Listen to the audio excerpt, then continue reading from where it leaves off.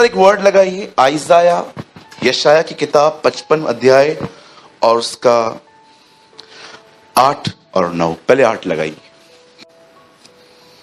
आइजाया 55, यशाया की किताब और उसका 55वां अध्याय।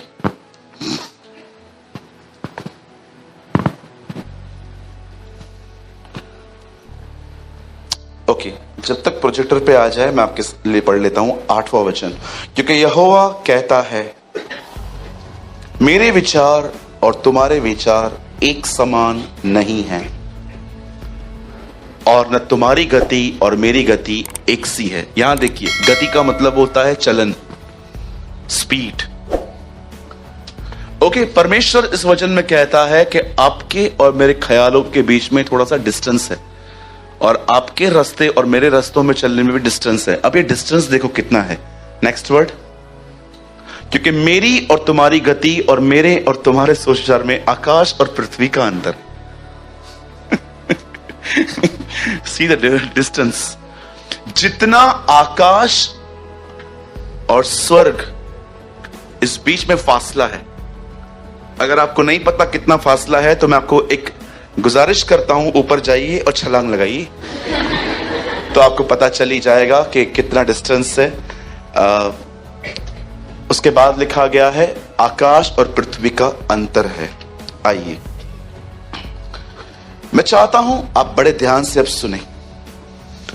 यस, बस यही रेफरेंस है। ओके,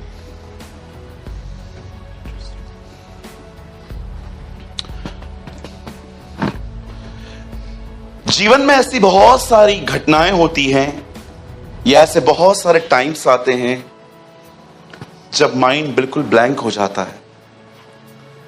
मेरे साथ ऐसा बहुत बार हुआ जब मैं ऐसी सिचुएशंस में आया जहां पर मैं ये समझ ही नहीं पा रहा था कि परमेश्वर इन बातों में मूव कैसे करेगा, वो किस तरह ठीक करेगा। लेकिन मैं आपको बताना चाहता हूं कि जैसे आप सोचते हैं कि आपकी प्रॉब्लम इस तरह सॉल्व हो, उस तरह परमेश्वर कभी आपकी प्रॉब्लम सॉल्व नहीं करता। उसके ठीक करने के अपने तरीके हैं, उसके सॉल्व करने के अपने तरीके हैं। अगर परमेश्वर आपको सब कुछ बता दे तो मैं आपसे पूछना चाहता हूं, फिर विश्वास की जरूरत ही क्या है? आप जानते हो, आज से बहुत साल पहले परमेश्वर जब इजराइल के लोगों को मिस्र से कनान ले जा रहा था, तब उन्हें रास्ते में भोजन चाहिए था, और भोजन के लिए उन्होंने मूसा को कहा कि हमें खाना चाहिए, और मूसा ने प्रभु को कहा इन्हें खाना दे, और परमेश्वर ने उन्हें मन्ना दिया। आप जानते हो मन्ने की हिंदी मीनिंग क्या है? मन्ने को हिंदी में क्या कहते हैं? मन्ने की हिंदी मीनिंग है, यह क्या है? ये नेम है मन्ने का।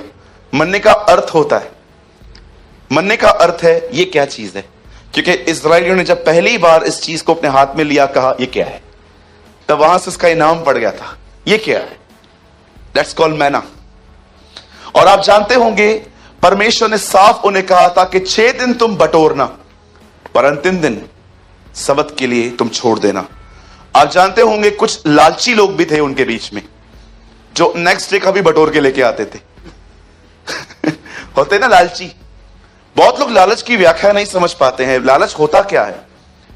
जो आज के लिए, कल के लिए आपके पास ऑलरेडी पड़ा है, लेकिन आज 2027 के लिए लोग बटोर रहे हैं। आपने देखा लालच,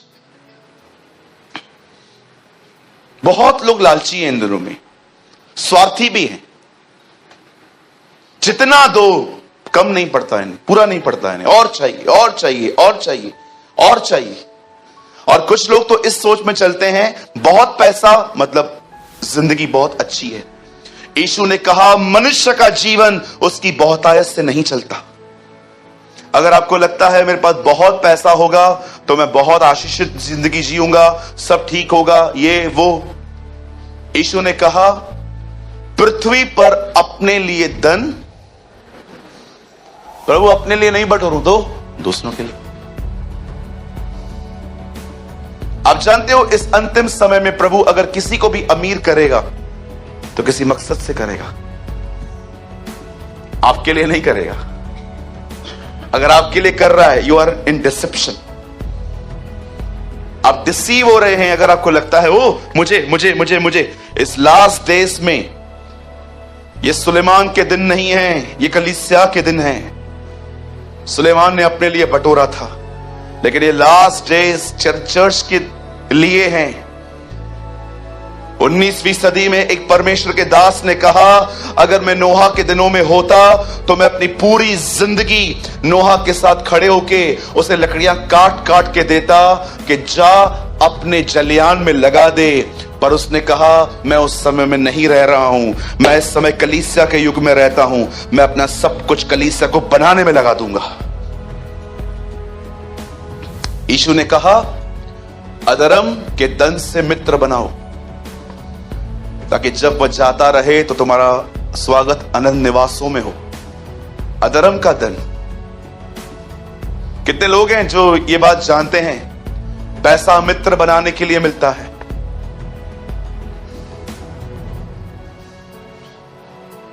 लालची लोगों को नींद भी आएगी अभी।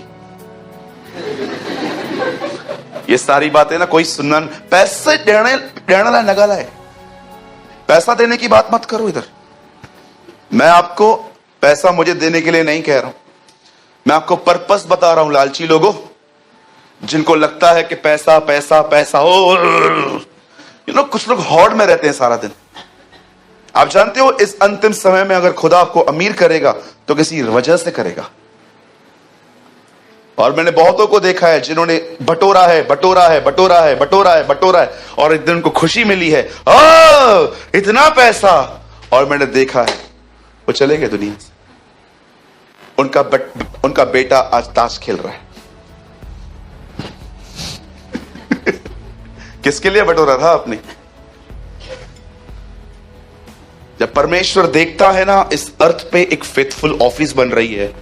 एक ऐसा लड़का, एक ऐसी लड़की, एक ऐसा भाई, एक ऐसी बहन, एक अंकल, एक आंटी ऐसे हैं जिनको पैसों से प्रेम नहीं है। मैं इनके पास जब जमा करता हूं और लीड करता हूं कि इन्हें दे, वहां खर्च कर, ये कर, वो कर।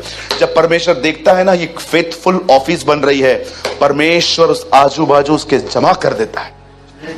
लेकिन जब परमेश्वर देखता है ना, इसके हाथ में गम चिपकी हुई है, इसको जो दे इसका चिपक जाता है हाथ में, ये भी मेरा, ये भी मेरा। अगर आप अब्रॉड जाएं, अगर आप इंडिया से बाहर जाएं और कहां पर भी अगर जाते हैं, तो एक टैक्सी ड्राइवर को बोलिए कि मुझे वहां ले चल जहां पर बिल्डिंग बन रही है, कंस्ट्रक्शन एरिया में। और जब वो वहां अगर आपको ले जाए तो वहां पर किसी भी बेगारी को पकड़िए और उसको पूछिए फावड़ा दिखा, तो आपको फावड़ा दिखाएगा। ये है फावड़ा। हर एक का हर एक का फावड़ा जानते कैसा होता है? ये देखिए ऐसा। आप है ना, इसको लेके बाहर कहते हो, अपना इंडियन फावड़ा दिखाओ, पता नहीं मिलेगा कि भी नहीं। अपना एक इंडिया का फावड़ा ही है, वो ऐसा है,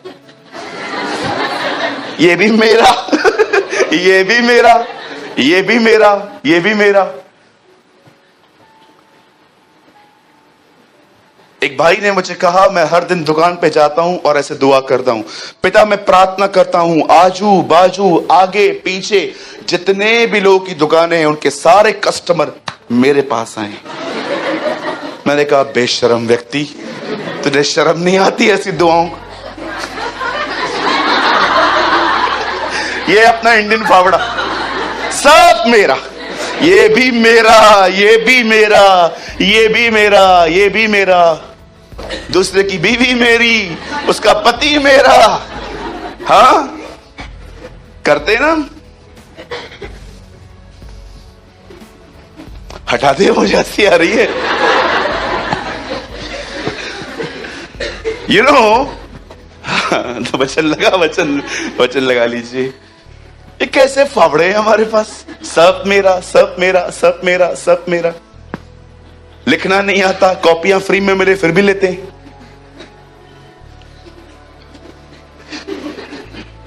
कई लोगों को लिखना नहीं आता, लेकिन कॉपियां अगर फ्री में मिलती है ना, 2 बार लाइन लगा के लेंगे कि चलो ले लें। कहां पर खाली खाना मिले, खाना बोलो, खाना। हाँ, मैं तो बोल रहा था भाई को, ये भी बंद करो, ये भी बंद कर दो। देखो कितने लोग आते हैं। हम लोग लास्ट में रखते हैं ना थोड़ा बहुत ब्रेकफास्ट। मैं भाइयों को बोल रहा था ये भी बंद करो। और जब बाहर निकलें और कहें नाश्ता और उनको बोलो नहीं है, तो एक एक का रिएक्शन रिकॉर्ड करो। कितने लोग हैं यहां पर? हाँ भैया आज नहीं है। तब हम भी जाने कौन यहां पर किसके लिए आ रहा है। मैंने बहुत बार देखा है जब कलीसिया के अंदर खाने का, हमारे यहां तो होता ही नहीं है, हम कभी खिलाते ही नहीं है, आपको पता है, हम तो निकालते हैं। लिसन कई लोगों को मैंने देखा है जब कलीसिया के अंदर खाना रहता है, खाना पहले अकेले अकेले आते हैं, लेकिन जिस दिन खाने का ऑर्डर हो, मैं और मेरा घराना, घराने के साथ आएंगे। वो छोटे छोटे बच्चे, वो लॉलीपॉप चूसने वाले, वो भी आएंगे। मम्मी ले आइए, चल चल तू भी थाली ले लेना, नहीं खाना मेरे को देना। हर चीज का लालच। बोलो बाजू लिखो, लालच मत करो। जो खुदा ने दिया है उसमें खुश रहो, और कहो अपने पास वाले से, वो घटाता है तो वो बढ़ाता भी है। यस, हमारे बढ़ाने वाले परमेश्वर की जय हो।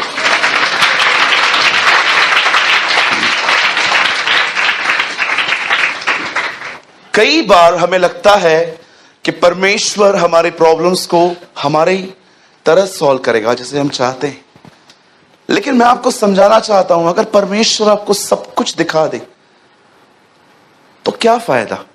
इज़राइल के लोगों ने उसको कहा हमें खाना चाहिए, और मूसा ने कहा इन्हें रोटी दे, और कलाम पाक में लिखा गया है जब वो खाना गिरा उन्होंने खाया। और आप जानते हो कुछ प्रभु ने लास्ट दिन के लिए कहा था, इस दिन के लिए मत लेना, और उन्होंने बटोर लिया। चलो मैं आपसे पूछता हूं अब एक सवाल, वो बटोरा हुआ खाना आपने देखा अगले दिन सड़ गया?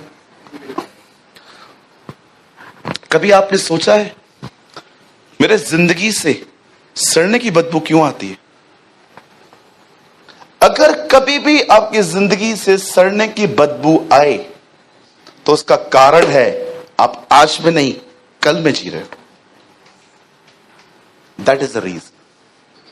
जब भी आप देखो ना कि आपकी लाइफ में स्ट्रेस है, परेशानियां आपके ऊपर रूल कर रही हैं, द प्रॉब्लम इज आप आज में नहीं आप कल में जी रहे हो। वो जिंदगियां सड़ जाती हैं जो आज के लिए नहीं कल के लिए जी रही हैं। कल क्या देखेंगे, कल क्या होगा, कल क्या होगा, कल क्या होगा, कल क्या होगा।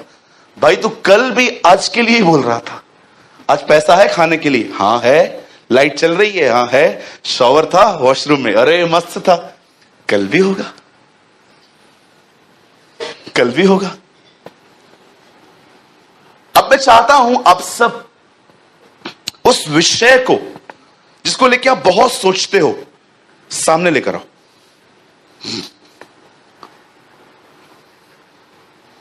आ गया। कोई तो विषय होगा जिसके बारे में आप चाहते हो कि यार इससे निजात मिल जाए, इससे आजादी मिल जाए, इससे छुटकारा मिल जाए। बहुत सारे भाई बीवियों के बारे में सोच रहे होंगे आप। ऐसे मत करो, हाँ ये गलत है। बीवी प्रॉब्लम नहीं है, एटीट्यूड प्रॉब्लम है, राइट, बिहेवियर प्रॉब्लम है। अब सुनिए, मैं आपको बताना चाहता हूं, देखो खुदा क्या करता है। आप सभी जानते होंगे कलाम पाक में लिखा है इज़राइल में एक दुष्ट राजा का जन्म हुआ। His name was Ahab. उसने एक औरत से शादी की जिसका नाम था इजबिल। ये परिवार जो था ये ब्लैक मैजिक में इन्वॉल्व था, ये जादू टोने को मानते थे, और इन्होंने बहुत सारे नबियों का कत्ल करवाया था। आप जानते हो यीशु ने कहा नबियों की हत्या कोई छोटी बात नहीं है। आप जानते हो प्रकाशित वाक्य में एक ऐसा पिक्चर है जहां पर जो लोग मरे हैं वो खड़े होकर खुदा को कहते हैं तू कब तक हमारे बदले को नहीं लेगा, और परमेश्वर उनको कहता है बस अब थोड़ा ही समय रह गया है। आप जानते हो, इस दुनिया में एक परमेश्वर के जन को टच करना, मारना एक बहुत बड़ा क्राइम है। मुझे आज भी याद है जब कलीसियाओं को सताया जा रहा था, तब खुदावन पौल को कहता है, तुम मुझे परेशान कर रहा है, क्योंकि वो उसके कलीसिया उसका बदन है, वो कलीसिया का सर है। ऐसा कैसे हो सकता है कि आप उसके पीठ पे लात मारो और सर को पता न चले? इसीलिए मैं आप में से हर एक को गुजारिश करता हूं, हर एक को, मैंने अपने लाइफ में कभी नहीं देखा है जिन्होंने क्रिश्चियंस को सताया है और आज वो खुश हैं, तरह तरह की प्रॉब्लम से फंसे हुए हैं। मुझे आज भी याद है, मैंने कोई लेख पढ़ा था, एक ऐसा व्यक्ति जो प्रभु के लोगों के बड़ा खिलाफ था, बहुत परेशान करता था, और ऐसे खुदा ने उसको उलझा के रख दिया है। आज आप मुझे एक व्यक्ति बताओ जिसने खुदा के लोगों को डिस्टर्ब किया है और वो खुश है? सब मट्टी में मिल गए। फिरौन, इजबेल, राजा हेरोदेस, फारसी, the prince of Persia, Alexander the great, आप पढ़ के देखिए। रोम, जो लोहा दुर्शाया जाता है, उन्होंने यीशु को लोहे के कीले मारे थे। कलाम पाक में लिखा है, एक ही है जो बचा है और प्रभु ने ठाना है कि वो उसे भी मारेगा, लूसीफर। एक ही बचा है और प्रभु ने ठाना है कि वो उससे भी मारेगा। याद रखिए, अगर आप किसी व्यक्ति से अच्छा चल रहे हैं, आप यीशु से अच्छा चल रहे हैं, लेकिन अगर आप लोगों से बुरा चल रहे हैं, आप यीशु से बुरा चल रहे हैं। सो याद रखना, अपना बिहेवियर मॉडिफाई मत कीजिए, अपना बिहेवियर अच्छा रखिए। यहां पर लिखा गया है, यहां समझाया गया है कि जब एलिया उन दिनों में जब रह रहा था, जिन दिनों में ये परिवार था, आपको टाइम मिलता है ना, कभी इस परिवार के लिए पढ़ो बाइबल में। बहुत ईविल क्या होता है, ईविल बुराई क्या होती है, आपको पता चलेगी कि कितने कुछ लोग, मुझे समझ में नहीं आता है बुराई करने में क्या हिम्मत है इनके पास। कभी कभी आपने देखा है कैसे लोग बॉम्ब बांध के पब्लिक में चले जाते हैं, कितनी बुराई करने की हिम्मत है इन लोगों में। कुछ लोगों के पास पता है खुदा के साथ खड़े होने की ताकत है, पर कुछ लोगों को मैं देखता हूं कि प्रभु बुराई करने की क्या हिम्मत है इन लोग के पास। इन लोगों ने ऐसा किया, और ये उन दिनों में इजराइल को बाल की आराधना करना सिखा रहे थे। बाल, उन दिनों में बाल के ऊपर स्टडी करेंगे तो आपको पता चलेगा, वो बिलीव करते थे कि बाल मौसम को कंट्रोल करता है। और जब एलिया को ये सारी बातें पता चली, एलिया ने प्रभु से प्रार्थना की, और एलिया ने आसमान की तरफ जरोखों को देखकर कहा, बारिश बंद हो जाए। और आप जानते हैं इजराइल में 3.5 साल तक बारिश नहीं हुई है। उन बारिश के दिनों में, जब बारिश नहीं हो रही थी, उन दिनों में अकाल आया। जमीन ने बीज बोने के बाद खाना पीना सब बंद कर दिया। और अब उस अकाल में एक ऐसा इंसिडेंट लिखा है जो आप में से बहुतों ने पढ़ा है, बट आई डोंट नो आप में से समझा कितने लोगों ने है। अब एलिया उन दिनों में एक ऐसी जगह पे था जहां पर परमेश्वर उसको एक वर्ड कहता है, बोलता है सारपात जा, वहां पर एक विधवा है, मैंने उसे आज्ञा दी है कि वो तुझे खिलाएगी। परमेश्वर एक गरीब विधवा को चुनता है अकाल के समय में एलिया को भोजन खिलाने के लिए। और जैसे एलिया वहां पर जाता है और वो उस विधवा से मिलता है, अब उस विधवा के कन्फेशन सुनो। वो विधवा कहती है, हमारे पास लास्ट मील है, हमें भी नहीं पता है कि इसके बाद हमें मिलेगा कि नहीं। इवन वो तो इतना डिस्टर्ब थी, वो कहती है ये आखिरी है, खाएं और मर जाएं। जब मैं इस वर्ड को पढ़ रहा था, खाएं और मर जाएं, तो उसका मतलब क्या था? एक्चुअली वो ये कहना चाह रही थी, ये हमारे पास लास्ट है, इसके बाद हमें क्या मिलेगा अपने लिए हमें भी नहीं पता है। एक ऐसा गरीब परिवार जिनके पास खाना नहीं था, खुदा नबी को वहां भेजता है, और एलिया वहां पर जाके कहता है मेरे लिए कुछ बना के ले आ। और वो बहन कहती है हमारे पास कुछ नहीं है एलिया, ये लास्ट मील है, ये मेरी फैमिली में बस चलेगा, इसके बाद हमें भी नहीं पता हम कैसे चलेंगे। तब एलिया उससे कहता है मेरे लिए बना। आपको लगता होगा कि एलिया एक स्वार्थी व्यक्ति लग रहा है यहां पर, जी नहीं। आप जानते हो परमेश्वर ने इब्राहिम को कहा मैं तुझे आशीष दूंगा, पर आपको पता है जब परमेश्वर ने इब्राहिम से कहा अपने बेटे को मार, और जब वो मारने के लिए चला गया उसके बाद परमेश्वर ने ये वर्ड फिर से दोहराए, लेकिन परमेश्वर ने इस बार कुछ ऐड किया। परमेश्वर ने पहले कहा था अपने पिता के घर को छोड़, अपने नगर को छोड़, यहां से निकल, मैं तुझे आशीष दूंगा। लेकिन जानते हो जब परमेश्वर इब्राहिम को कहता है अपने बेटे को मार, तो परमेश्वर ये वाचा फिर से दोहराता है मैं तुझे आशीष दूंगा। लेकिन इस बार खुदा कुछ और भी कहता है। इस बार परमेश्वर कहता है हे इब्राहिम, तूने जो अपने बेटे को भी न छोड़ा, इस कारण मैं अपनी ही शपथ खाता हूं कि मैं तुझे निश्चय आशीष दूंगा। इस बार परमेश्वर ने एक शपथ खाई, और वो शपथ किसी और की नहीं, खुद की थी। इब्रानियों में लिखा गया है उससे बढ़कर कोई नहीं है, इस कारण उसने अपनी ही शपथ खाई। आप जानते हो इसी का बेटा इसहाक, जब वो इब्राहिम के मरने के बाद जब वो वहां पर रह रहा था, और जहां पर अकाल आया फिर से, तब वो सोच रहा था वो यहां से मूव कर दे, लेकिन खुदा ने कहा नहीं, तू कहां नहीं जाएगा, तू यहीं रहेगा। और परमेश्वर ने बंजर जमीन में उसे ब्लेस किया था। याद रखिए आज्ञा पालन सदैव आशीष ले आता है, सदैव। एक समय आता है जब परमेश्वर आपको विदाउट आपके किसी भी मैनर को देखकर आपको ब्लेस करता है। सब यही है? स्ट्रेट बैठिए। एक समय ऐसा आता है जब परमेश्वर आपके पाप, मुझे इजराइल में एक व्यक्ति नहीं पता है जिसको यीशु ने पूछा तू बीमार है? हां, जाओ उपवास रख क्या। किसी को प्रभु ने नहीं कहा क्या तू 10 आज्ञाओं को मानता है? कभी भी नहीं। याद रखिए जीवन में एक समय ऐसा आएगा जब आपसे कुछ नहीं पूछा जाएगा, आप जो मांगोगे वो आपको मिल जाएगा। लेकिन याद रखना मिलने के बाद एक समय ऐसा भी आएगा जब परमेश्वर आपसे कहेगा अब आज्ञा पालन। परमेश्वर निर्बलों को जरूर चुनता है, परमेश्वर बुद्धिहीनों को जरूर चुनता है, लेकिन ये उसकी मर्जी नहीं है कि कमजोर कमजोर ही बना रहे और जो मूर्ख है वो मूर्ख ही बना रहे। बाइबल बताती है वो चाहता है कि मूर्ख बुद्धिमान बने। आप जानते हो जब परमेश्वर उन दिनों में जब अकाल था तब एलिया को कहता है एक विधवा को मैंने चुना है जो तेरा खाना बनाएगी।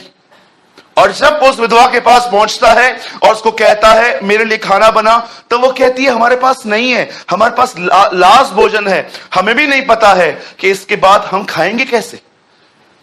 लेकिन उस बहन को देखिए, उस बहन ने उस भोजन को बनाया और एलिया को दिया और एलिया ने वो खाया। उसके बाद ऐसा लिखा है वो उसके बाद बहुत दिनों तक खाती रही। मैं आपसे एक बात पूछना चाहता हूं, जब परमेश्वर एलिया को चुनता है कि उसका पालन पोषण करना है, तब एक विधवा को चुनता है। मुझे बताइए आप में से कौन होगा यहां पर जो किसी को कहां भेजे तो उस घर में भेजे जहां पर कुछ खाने के लिए ही नहीं है। मैं वहां होता और परमेश्वर मुझे कहता अकाल है सूरज, हां मैंने एक परिवार को चुना है, मैं तो खुश होके चाहता सबसे अमीर परिवार प्रभु ने मेरे लिए चुना होगा। मैं वहां जाऊंगा, वो लोग मुझे कहेंगे अरे आराम से बैठो, अरे एयर कंडीशन चालू कर, सेट आया है, एयर कंडीशन चालू करो, जूस दो पहले, कॉम्प्लीमेंट्री जूस पिलाओ पहले। परमेश्वर के रास्ते आपके रास्ते नहीं है। His ways is not your ways। अगर परमेश्वर मुझे चुनता अकाल के दिनों में और कहता मैंने तेरे लिए एक मस्त फैमिली बनाई है, समझो मैं बॉम्बे में रहता हूं, वहां अकाल है और उल्लासनगर में खाना है थोड़ा बहुत, और प्रभु मुझे बोलता है जा उल्लासनगर, तेरे लिए एक परिवार को मैंने कहा है, मैं सोचता कोई उल्लासनगर के मेन गेट पे, वेलकम गेट पे आएगा और वहां की गाड़ी में बोलेगा आओ मेरे घर पे शिफ्ट हो जाओ। मैं मारुति 800 से BMW में बैठूंगा और वहां से निकलने के बाद वो घर पे ले आएंगे और कहेंगे पास्टर आ गए हैं, और उनकी बीवी दौड़ दौड़ के मेरे लिए जूस लेके आएगी। पहले जूस पियो, आप बहुत गर्मी से आए हो, और पीने के बाद रुको रुको एयर कंडीशन चालू करो, और मैं बैठ गया। उसके बाद खाना पीना ये वो सब देंगे। लेकिन सोचो, खुदा ने ऐसा कुछ नहीं सोचा एलिया के लिए। उसने उन दिनों में सबसे गरीब परिवार को चुना जो एलिया का पोषण करेंगे, और एलिया का पोषण उन परिवार ने किया। आपको क्या लगता है खुदा आपकी प्रॉब्लम वैसे सॉल्व करेगा जैसे आप सोचते हो?